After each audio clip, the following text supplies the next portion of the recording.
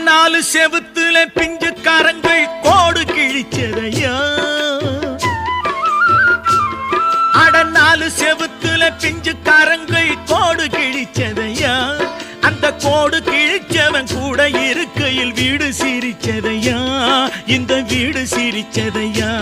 நல்ல புத்தி இருந்தது சக்தி இருந்தது பிள்ளை இருக்கையிலே, இப்ப பித்து பிடிச்சது ரத்தம் கொதிச்சது தன்னந்தனிமையிலே, இன்று தன்னந்தனிமையிலே.